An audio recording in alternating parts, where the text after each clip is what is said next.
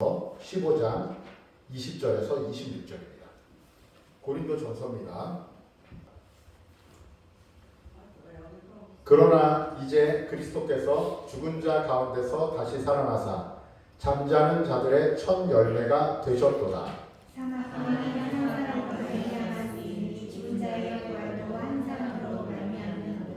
아담 안에서 모든 사람이 죽은 것 같이 그리스도 안에서 모든 사람이 삶을 얻으리라. 그러나 각각 자기 삶대로 되이니 먼저는 첫 열매인 그리스도요 다음에는 그가 강림하실 때에 그리스도에 속한 자요. 그 후에는 마지막이니 그가 모든 통치와 모든 권세와 능력을 멸하시고 나라를 아버지 하나님께 바칠 때라. 그가 모든 원수를 그 발 아래 둘 때까지 반드시 왕노하시리니. 다 같이 맨 나중에 멸망받아 원수는 사망이니라. 아멘. 오늘 나의 기쁨, 나의 감사라는 제목으로 여변호 목사님 나오셔서 말씀 전하실 때에 여러분들 큰 은혜 받으시길 바랍니다. 아멘. 아멘. 잠깐 기도하겠습니다. 할렐루야. 사랑하는 충만하신 하나님 아버지 감사합니다. 거룩하고 복된 주일을 허락하여 주시고 특별히 부활의 기쁨 가운데 부활 주일 우리 모든 무지교회 성도님들 함께 모여서 찬양하며 예배하며 말씀 앞에 서게 하시면 진심으로 감사합니다. 성령님 하나님 함께 하셔서 모든 예배가 주님 기뻐하시는 예배가 드려질 수 있도록 축복하여 주시옵소서. 함께 하실 하나님을 찬양하며 모든 말씀 예수 그리스도 이름으로 축복하며 기도드렸습니다. 할렐루야. 우리 유소동 친구들 고생했어요. 목사님이 알아요. 너희들 얼마나 힘들고 애쓰게 앞에 찬양하는 것도 그렇고 그 찬양을 감당했다는 것조차도 정말 너무 목사님을 보기에 고맙기도 하고 감사하기도 하고 또 목사님뿐만 아니라 하나님도 너무 기뻐하셨을 것 같습니다. 우리 유소동 친구들 너무 고생하셨고요. 우리 청소년 친구들, 악기 철원 친구들도 너무 감사했습니다. 할렐루야. 한 주일 동안 평안하셨습니까? 고난주간 잘들 보내셨습니까? 금식들은 이렇게 잘 하셨죠? 제가 매년 우리 담임 목사님이랑 계획을 짜기에 한 몇 년 전에는 한 2주를 했어요.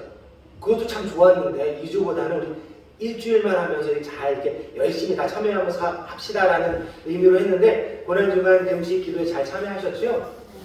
어떻게 보면 뭐 한 끼, 두 끼 하시는 분도 계시고 뭐 오전에 하시는 분, 뭐 담임 목사님 같은 경우는 가장 힘든 저녁 시간 3일을 이렇게 하시기도 하고 그렇게 했는데 그런 것들을 통해서 저희가 하고 싶었던 것은 우리가 뭐 다이어트하는 차원에서 금식 이런 게 아니라 한 끼라도 우리가 마음을 내려놓고 예수님의 십자가 앞에 서자라는 의미로 저희가 그걸 준비하고 한 거예요. 아무 뭐 생각 없이 하셨다 하더라도 그냥 우리 교회 성도님들이 하기 때문에 같이 하셨다 하더라도 어떻든지 간에 동생은 여러분들 가운데 우리 한 주일 동안 열심히 큰 은혜가 있었을 줄 믿고요. 그렇게 또 오늘 기쁨의 부활 주일을 맞았을 줄 믿습니다. 우리 옆에 성도들과 이렇게 인사했으면 좋겠습니다. 보시고 눈을 마주치시고 부활절 같이 예배드리게 돼서 영광입니다.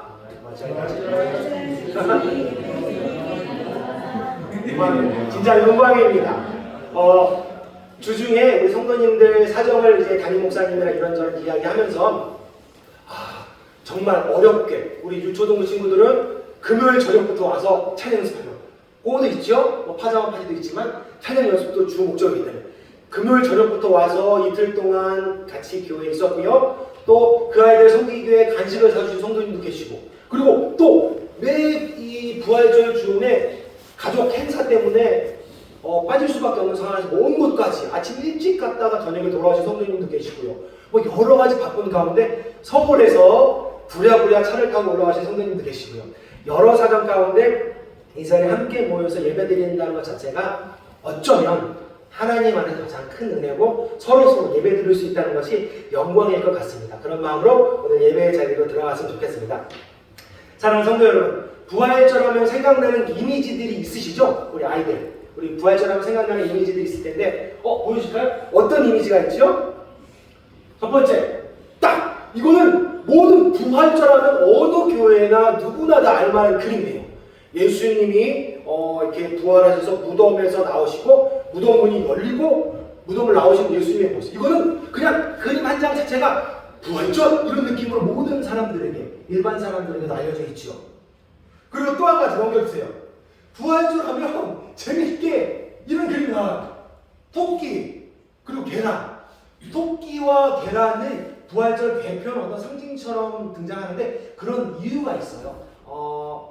원래는 부활절 토끼는 현대적인 부활절의 전통과 그 다음에 고대 춘분과 이런 게 그런 축제가 잘 결합이 돼서 부활절의 상징으로 삼게 됐어요. 그 중요한 의미는 새 생명, 풍요, 그리고 재생, 새로 태어남들을 의미하고 있죠.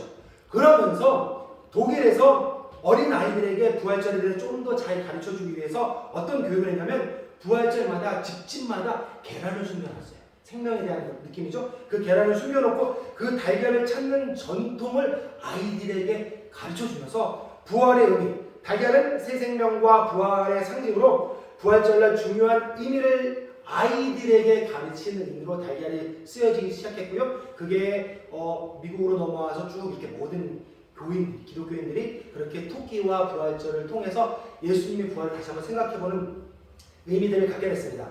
부활절 토끼와 계란은 변화와 시작의 상징, 그리고 또 우리에게 희망과 재생의 메시지를 전달하는 의미가 있다라고 그렇게 사람들이 이야기하고 그렇게 부활절 되면 이렇게 저희들이 자주 살펴보게 되죠. 그래서 우리 무지개교회도 오늘 예배 후에 토끼처럼 여러분들에게 새로운 생명과 시작인 계란을 준비했습니다. 그러니 꼭 집에 가실 때 챙겨가시고요. 또 다른 분들에게 나눠주시게 더 여유롭게 가져가셔도 좋겠습니다. 오늘 말씀을 같이 보실까요? 오늘 말씀의 제목은 나의 기쁨과 나의 감사입니다. 주어를 중심에서 보셔야 돼요. 나의 기쁨과 나의 감사. 다른 누가 아니라 나의 기쁨에 조금 더 집중해서 말씀을 나눌 겁니다. 말씀을 한 주일 동안 준비하면서 어떻게 부활절 말씀을 성도님들과 나눌까 기도를 하며 고민을 했습니다. 그러다가 예수님의 부활은 정말 측량할 수 없는 우리 개인의 시선으로 감히 말할 수 없는 너무 깊고 놀라운 하나님의 은혜와 사랑이 있다는 것을 알고 있습니다.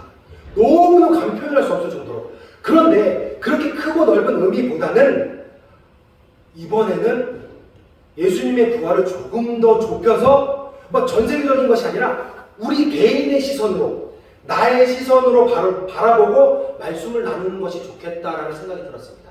그래서 말씀의 제목을 나의 기쁨, 나의 소망, 나의 감사로 제가 기록을 한 것입니다. 태초부터 시작된 전 인류를 위한 하나님의 놀라운 구속 사역의 결과가 부활입니다.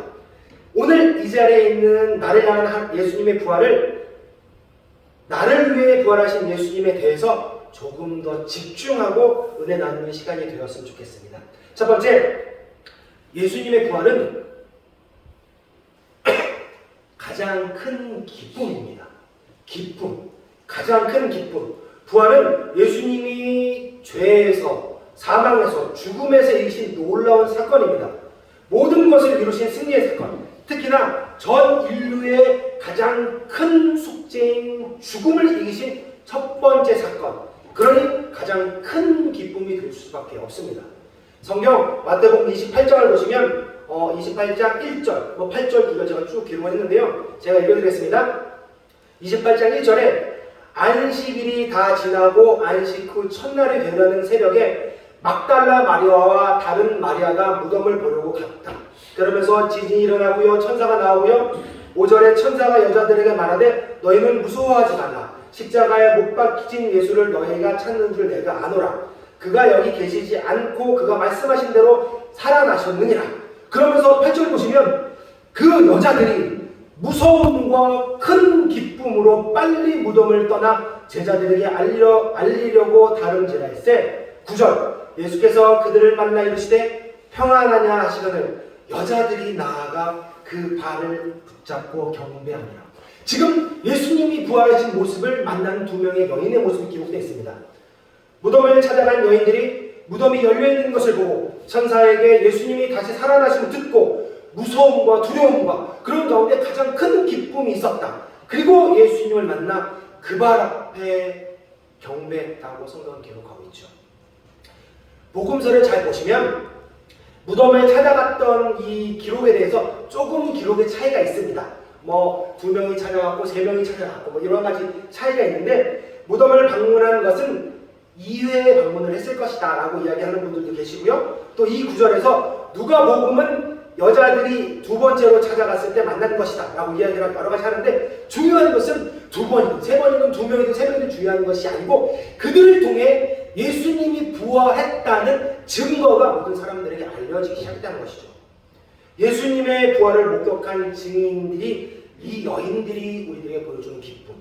또 요한복음 20장 19절 20절을 보시면 제자들 또한 마찬가지입니다. 19절에 이렇게 기록합니다. 이날 곧 안식 후 첫날 저녁 때에 제자들이 유대인들을 두려워하여 모인 곳에 문들을 닫았더니 예수께서 오사 가운데 서서 이르시되 너희에게 평강이 있을지어다. 이 말씀을 하시고 손과 옆구리를 보이시니 제자들이 주를 보고 기뻐하더라. 3일 전 나의 모든 삶의 주인이신 예수님이 허망할 정도로 십자가에 달려 돌아가 죽으신 일을 눈으로 목격한 그들이 지금 다시 예수님의 부활을 바라보고 그 얼마나 그들이 기뻤겠습니까? 그들의 기쁨이 상상이 되십니까? 예전에 보시면 아시죠? 우리 슬기로운 의사생활 너무 좋아요. 이 드라마를 싫어하는 사람은 제가 지금까지 못 본 것 같아요. 이 슬기로운 의사생활에서 나왔던 한 에피소드가 있는데 7살짜리 여자아이가 킥보드를 타다가 이렇게 자동차 도로 이렇게 턱 걸려서 넘어졌어요. 그래서 이게 굉장히 심하게 안에 내장을 손상당해서 내장을 못 쓰게 되는 상황. 그래서 큰 수술을 해서 장기 이식을 받아야지만 되는 그런 상황들이 있었어요. 그리고 중환자실에서 몇 번의 위험한 고비를 넘기고 뭐 우여곡절 끝에 장기 이식을 잘 성공하고 나서, 그리고 나서 장면, 의사 선생님이 결과를 설명해주고 부모님들이 그 의사 선생님 앞에서 하는 태도들이 너무 인상에 남아요. 죽었다가 살아난 내 아이를 위해서 그거를 살려주는 그 선생님께 정말 머리 숙여 눈물을 흘리며 감사하고 기뻐했던 그런 모습들, 그 아이의 부모가 만나 대화하는 상황이 이 드라마로 만들어진 적이 있었습니다. 여러분, 그 장면이 어땠을까요? 다른 건 잘 모르더라도 그 아이의 부모들이 얼마나 기쁜 마음으로 그 선생님 앞에 섰을까요? 그 선생님 앞에서 자기 딸을 구해주신 생명의 은인이라고 말하며 눈물을 뚝뚝 흘리며 기뻐하는 모습이 몇 년이 지난 저에게는 아직 그 드라마의 장면이 눈에 선합니다. 오늘 성경에 예수님의 죽음을 경험한 제자들도, 그 여인들도 이보다 더한 기쁨이 그들에게 있었을 것입니다. 지금까지 이 시대를 살아온 모든 그리스도인들에게 예수님의 부활 사건은 동일한 기쁨인 것입니다. 예수님의 부활은 세상에서 가장 큰 기쁨인 것입니다. 예수님의 부활은 예수님을 믿든지 안 믿든지와 상관없이 온 인류에게 행하신 하나님의 기쁨일 수밖에 없다는 것이죠. 두 번째, 예수님의 부활은 또 그렇게 가장 큰 감사일 수밖에 없습니다. 부활이 없었다면 우리는 아직도 여전히 죄로 인해, 사망으로 인해 영원히 죽을 수밖에 없는 죄인들일 것입니다. 성경의 모든 말씀의 핵심은 예수님입니다. 구약은 우리를 위해 오신 예수님에 대해서 기록을 했고요. 신약은 우리를 위해 오신 예수님에 대한 기록들이 쭉 기록되어 있죠. 태초에 하나님이 천지를 창조하셨고 아담이 범죄함으로 죄가 들어오고 모든 인류는 죄로 인해 죽을 수밖에 없는 상황에서 하나님은 우리를 구원하기 위해서 예수님을 보내시고 죄가 없으신 예수님이 우리의 죄를 위해 십자가에 죽으시고 그리고 무덤에서 장사된 지 3일 만에 부활하시고 하나님의 구원의 약속을 이루어 주셨습니다. 그 예수님의 부활이 우리에게는 유일한 구원의 방법이고 그 부활을 믿는 우리에게 구원이 임하는 가장 큰 감사가 되는 것입니다. 오늘 본문에 보시면 이렇게 기록합니다. 15장 고린도전서 15장 20절 23절이죠. 그러나 이제 그리스도께서 죽은 자 가운데서 다시 살아나사 잠자는 자들의 첫 열매가 되셨도다. 사망이 한 사람으로 말미암았으니 죽은 자의 부활도 한 사람으로 말미암습니다. 아담 안에서 모든 사람이 죽은 것 같이 그리스도 안에서 모든 사람이 삶을 얻으리라. 그리고 우리 23절 다 같이 보실까요? 23절입니다. 시작. 그러나 자기 차례대로 되니 먼저는 첫째인 그리스도요, 다음에는 그가 강림하실 때에 그리스도에게 속한 자라. 아담 안에서 모든 사람이 죽은 것 같이 그리스도 안에서 모든 사람이 삶을 얻으리라. 첫 번째 부활은 예수 그리스도. 그리고 이 땅의 두 번째 부활은 그를 따르고 믿는 자, 저와 여러분들이라는 것입니다. 예수님이 부활하셨기에 예수님을 믿는 우리가 부활할 수 있게 됐다는 것입니다. 예수님이 우리를 대신해 십자가에 죽으심으로 또 죽음 가운데 부활하신 첫 열매가 되심으로 우리 또한 예수님과 같이 부활에 참여하게 된다는 것입니다. 그러니 그것이 이 세상에 무엇보다 가장 큰 감사일 수밖에 없겠죠. 예수님의 부활은 하나님의 사랑으로 우리에게 이루어진 그 구원 역사는 나에게 그 무엇도 말할 수 없는 감사가 될 수밖에 없는 것입니다. 나를 위해, 나의 죄를 위해, 나를 구원하기 위해, 우리를 구원하기 위해 부활의 첫 열매가 되셨고 예수님을 믿는 우리는 두 번째 열매가 된 것. 그러니 감사할 수밖에 없겠죠. 사랑하는 성도 여러분, 세 번째, 그렇다면 그 부활이 지금 나의 기쁨, 나의 감사가 되고 있느냐는 어쩌면 지금 여러분이 저와 살펴봐야 될 상황일 수도 있습니다. 예수님의 부활이 나의 기쁨, 나의 감사가 되는 것, 너무너무 중요한 일이죠. 사랑하는 성도 여러분,